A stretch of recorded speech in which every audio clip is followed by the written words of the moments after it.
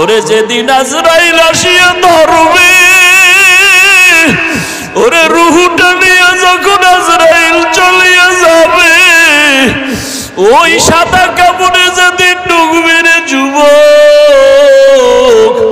সাদা কাফনে এখন একা হয়ে যাবি। ওই বাঁশবাগানে কবরে যখন রাখবি, একা একা শুয়ে থাকবি, দেখবি মা নাই বাবা নাই, কই আমার মা, কই আমার বাবা, কই আমার টাকা, কই আমার ক্ষমতা। ওই অন্ধকার কবরে এখন তুমি একার কেউ নাই।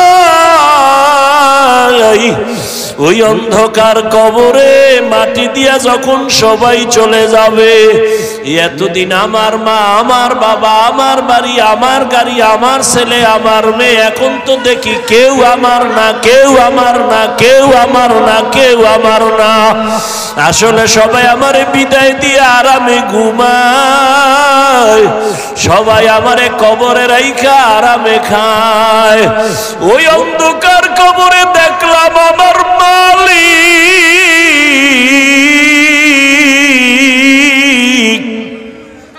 ওই কবরে আমার মাওলা ছাড়া আমার আর আপন কেউ হবে না রে বাবা। ওই মাওলার একটু আপন বানাও, ইবাদতের মাধ্যমে একটা গুণের মানুষ হও। আমার নবীর তরিকার মালা গলায় লাগাও। ও আমার কলিজার যুবক, ও বৃদ্ধ বাবাজি, মা বোনেরা, জীবনে তো গুনাহ কম করো নাই, আমার মাওলার ভয় নিয়ে তওবা করো। আল্লাহর দেওয়া পানি, আল্লাহর দেওয়া বাতাস, আল্লাহর দেওয়া সূর্যের আলো, চাঁদের আলো ভোগ করতেছো, কিন্তু ওগুলো ভোগ কইরা একবারও কি আমার আল্লাহরে হাজিরা দিয়া বলছো লাব্বাইক? আবার আল্লাহর সামনে কি একবারও সিজদায় পড়ে বলছো সুবহানা রাব্বিয়াল আ'লা?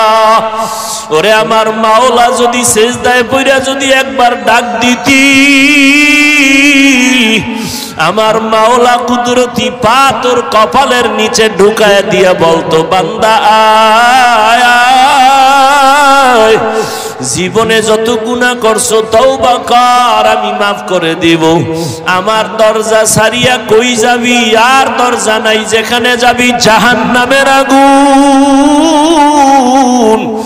আমার রহমতের দরজা ছেড়ে যাইও না রে গোলাম। ওরে দাড়ি কামানেওয়ালা ভাই, জাহান্নামের দরজায় বসে আছো, বেপরদায় গিয়া জাহান্নামের দরজায় বসে আছো। এখনো সময় আছে, ফিরিয়ে আসো, আবার আমার মালিকের ডাক দাও, অন্তর দিয়া ডাকো আর বলো হে দয়ার আল্লাহ, জীবনে তো কত নামাজ ছাড়লাম, দাড়ি কাটলাম, বেপরদায় চললাম, মন মতো গুনাহ করেছি, মা বাবার সাথে বেয়াদবি, ওলামায়ে কেরামের সাথে বেয়াদবি, মুরব্বীদের সাথে, শিক্ষকের সাথে বেয়াদবি। আল্লাহর কাছে মনে মনে বলো, আল্লাহ মরিয়া গেলে তো তুমি ছাড়া আমার আর আপন কেউ হবে না। আজকে থেকে তওবা করে নিলাম, আর নামাজ ছাড়বো না, দাড়ি কাটবো না, বেপরদায় চলবো না, মা বাবারে কষ্ট দিব না, ওলামায়ে কেরামের পরামর্শ নিয়ে, শিক্ষক মুরব্বীদের দোয়া নিয়ে চলবো, নবীর তরিকায় চলবো। আল্লাহর কাছে দুই ফোঁটা চোখের পানি ছেড়ে তওবা করো। তোমার মতো যুবক স্কুলে পড়ে, কলেজে পড়ে, চাকরি করে, ব্যবসা করে, নামাজ ছাড়ে না, দাড়ি কাটে না, তুমি কেন পারবা না? ও আল্লাহর বান্দারা, গুনাহ নিয়ে কবরে গেলে জানুনি কত ভয়ঙ্কর হালাত। দুনিয়াতে একটা মশার কামড় সইতে পারো না, দুনিয়ার সূর্যের গরম সহ্য করতে পারো না। ওরে গুনাহ নিয়ে বেনামাজি অবস্থায় তওবা না করে যদি মরিয়া যাও, ওই কবরে দুই পার্শ্বের মাটির চাপ, ওই কবরে জাহান্নামের আগুনের গরম, সাপ বিচ্ছুর কামড় কেমনে সহ্য করবা? আল্লাহকে মনে মনে বলো, আর চোখের পানি ছেড়ে কাঁদো, আর বলো আল্লাহ আর নামাজ ছাড়বো না, আর দাড়ি কাটবো না, বেপরদায় চলবো না। ও দয়ার মালিক, এই ময়দানে তাকায় দেখেন আপনার গোলামরা কেন আসছে, বালুর ভিতরে বসে কি চায়? আয় আল্লাহ, একজনকেও খালি ফিরাইয়া দিয়েন না। আয় আল্লাহ, সবাইকে তওবাওয়ালা জিন্দেগি দান করেন।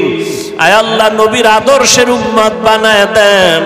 আপনার মারিফত আমাদের সিনার মধ্যে দান করেন, মারিফতের নূর দিয়া সিনাটা ভরপুর করে দেন। অন্তরের মধ্যে দুনিয়ার কোনো চিন্তা নাই, কেমন যেন অন্তরের মধ্যে একটা আগুন জ্বলতেছে, আমি আমার মালিকের কেমনে পাই, আমি আমার মালিকের হারায় ফেলছি।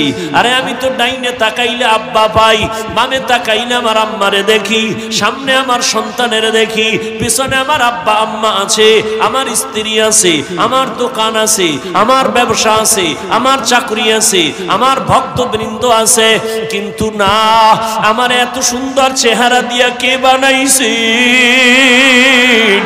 আমার কণ্ঠ এত সুন্দর কে কণ্ঠ দান করেছেন, আরে আমার এত মায়া করে কে বানাইছেন? আল্লাহ পাক রব্বুল আলামিন আমার এত সুন্দর করে বানাইলেন, ওই মালিকের এখনো চিনলাম না। ওই মানুষগুলো আল্লাহর মহব্বত নিয়ে কান্না করে, দিলের মধ্যে একটা তামান্না নিয়ে আসে। ও আল্লাহর বান্দা, তাদের দিলের মধ্যে আগুন জ্বলতেছে।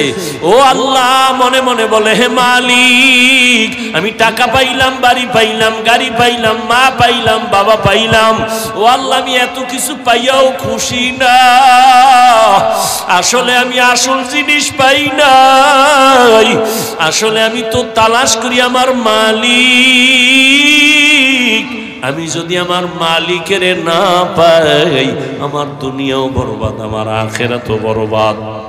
ওই বান্দা আমার মালিকের মায়া নিয়ে বসে আছে। আল্লাহর আশেক বান্দারা পাগলের মতো চিন্তা করে, আমার মালিকের কোথায় পাবো, মালিকের সঙ্গে কখন আমার মোলাকাত হবে।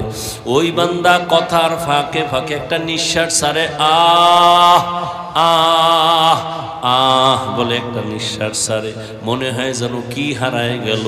ওরে বান্দা, তুমি টাকার পিছনে দৌড়াও, বাড়ির পিছনে দৌড়াও, গাড়ির পিছনে দৌড়াও, নারীর পেছনে দৌড়াও, আর যারা আমার মাওলার খাঁটি আশিক, ওই বান্দার অন্তরে এই মুহূর্তে বাড়ির চিন্তা নাই, গাড়ির চিন্তা নাই, ছেলের চিন্তা নাই, কোনো চিন্তা নাই, অন্তরের মধ্যে শুধু এখন একটাই চিন্তা, আমি আমার মালিকের পাইলাম কিনা, আমি আমার আল্লাহর মোহাব্বত অন্তরে জমা করে নিতে পারলাম কিনা, আমি আমার মাওলাকে নিয়ে আমার আদালতে যাইতে পারবো কিনা, আমি আমার মালিকের কই পাই।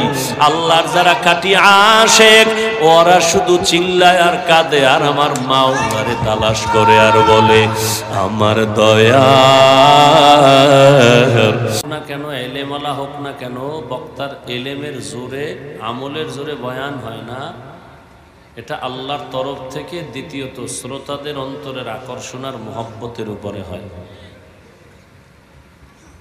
জানি না আপনাদের অন্তরের মহব্বত আর আকর্ষণ কেমন, বাকি আমি সার্বিকভাবে যথেষ্ট পরিমাণ বয়ানের ক্ষেত্রে দুর্বল, আবার একটু শারীরিকভাবেও দুর্বল, যথেষ্ট পরিমাণ অসুস্থতার মধ্যেও দ্বীনের নিসবতে আসছি ওয়াদা রক্ষার জন্য। মনে মনে ভাবছি সবাই যদি একটু দোয়া করে আল্লাহ সুস্থ করে দিতে কতক্ষণ। আমাদের মুরব্বী আকাবিরিনরা অসুস্থ হলে, বিভিন্ন মুসিবতে পড়লে ইন্নালিল্লাহ পড়া নিয়ম, কিন্তু তারা আলহামদুলিল্লাহ পড়তেন। নেয়ামতের শুকর আদায় হয়, মুসিবত তো নেয়ামত না। তো বলতেন যে হ্যাঁ, আমার উপরে যে মুসিবত আসছে এটা আল্লাহর পক্ষ থেকে, আল্লাহ যে আমার দিকে মহব্বতের নজরে তাকাইছেন, এটা বড় নেয়ামত। আবার হাদিসের মধ্যে আছে, আল্লাহ যদি কাউকে সম্মান বাড়াতে চান, যতটুকু আছে আরো কি, এই কথা বলেন না কেন, কি বলতেছিলাম জানি, আল্লাহ যদি কাউকে সম্মান কি করতে চান, যতটুকু আছে আরো বাড়াবেন। তো বাড়ানোর ক্ষেত্রে তার কোনো আমল যেই পরিমাণ আছে ওই পরিমাণ আমলে তার সম্মান বাড়ে না। তখন নবী বলেন, আল্লাহ তাকে মুসিবত বা অসুস্থ কইরা ধৈর্যের পরীক্ষা নিয়ে আল্লাহ তার মর্যাদা বাড়ায় না। তাহলে অসুস্থ হওয়াটা আল্লাহ পাকের দয়া। আল্লাহ গুনার কারণে যেন আমাদেরকে শাস্তি না দেন। আল্লাহ নেয়ামতের মহাব্বতে যদি পরীক্ষা করেন, কামিয়াবি দান করেন।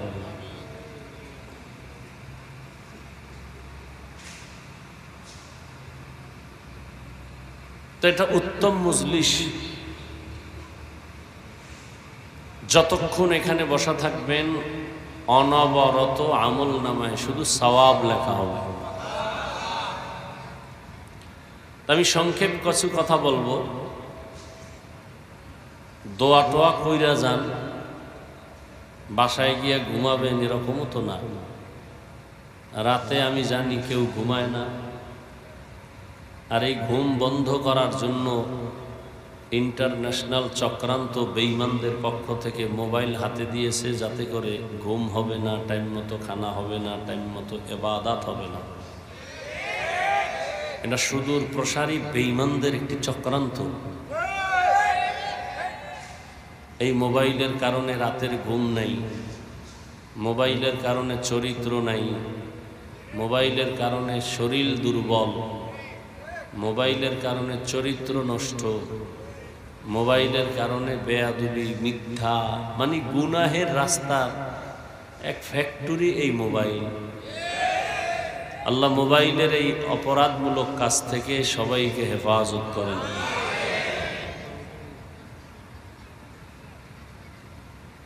আল্লাহ বলছেন আর রহমান আল্লামাল কুরআন খালাকাল ইনসান। মাত্র এই 3টা আয়াতের উপরে অল্প কিছু কথা বলে দোয়া করে ফেলবো। আর যদি এর আগে উঠা বসা করেন তাহলে আরো আগেই দোয়া করে ফেলবো, কারণ আপনার জরুরতের চেয়ে আমার জরুরত মোটেও কম নেই। আপনার যদি যাওয়ার তাড়া থাকে তো আমারও তাড়া আছে, আপনিও যাবেন আমিও যাব। আল্লাহ বললেন আমি এমন রহমান যে কোরআন শিক্ষা দিয়েছি। এরপরে বললেন খালাকাল ইনসান, মানুষ সৃষ্টি করেছে। অথচ বাস্তব কি? দুনিয়াতে আমরা আসছি আগে, বড় হইছি, তারপরে কোরআন শিখছি। তাহলে কি হবে? আমরা আগে আসছি, সৃষ্টি আগে, শিক্ষা আমাদের পরে। কিন্তু আল্লাহ বলেন না, আমি আগে কোরআন শিখাইছি, পরে মানুষ বানাইছি। আল্লাহ উল্টা বললেন কেন? ফিআলুল হাকিম লা ইয়াখলু আনিল হিকমা। হাকিমের কোনো কাজ, কোনো কথা হিকমত থেকে খালি না, জ্ঞান থেকে জ্ঞানীদের কথা শূন্য না। তুমি সাউন্ডটা পারো না ক্লিয়ার করতে? গেছে কি?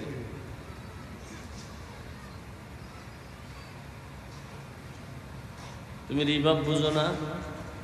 বুঝলে দাও, ইকো হয় কেন, রিপিট হয় কেন সাউন্ড?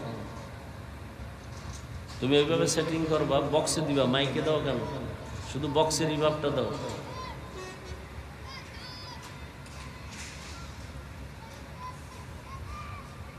আল্লাহ উল্টা বলছেন যে আমি আগে কোরআন শিখাইছি, পরে মানুষ বানাইছি। আমাদের বিবেকের উল্টা, বাস্তবতার উল্টা। মুফাসসিরিন একরাম বলেন এটাই সঠিক। আমাদের বুঝের দুর্বলতা। আল্লাহর কথা সব ঠিক, আল্লাহর কথায় কোনো ভুল নাই, কোনো উল্টা নাই। তাহলে এটা কেমনে ঠিক? এই ঠিক কেমনে এটা বুঝাইতে যতটুকু সময় আপনাদের ধৈর্যের উপরে চেষ্টা করব। ওয়ামা তৌফিকি ইল্লা বিল্লাহ। আল্লাহ তৌফিক দান করেন। দুনিয়া বড় কঠিন হয়ে গেছে। ইবাদত করবেন, দ্বীনের কাজ করবেন, খুব কঠিন। একজন আল্লাহর ওলি বলছিলেন যে ঈমান নিয়ে মরব পরের কথা, বেঁচে থাকা কঠিন। মানুষ অন্যায়ের উপরে চলতে চলতে এমন অবস্থা যে এখন ভালো কথাটাকে অন্যায় মনে করে। মিথ্যার উপরে চলতে চলতে এমন অবস্থা হইছে এখন সত্য কথাটাকে মিথ্যা মনে করে, ভালো কথা শুনবে না, বলে হুজুর বেশি বুঝে। ইমাম সাহেব একটা ভালো কথা বলছে কিন্তু ওই লাইনে মানুষ নাই, কেন হুজুর বেশি বুঝে, বেশি কথা কয়।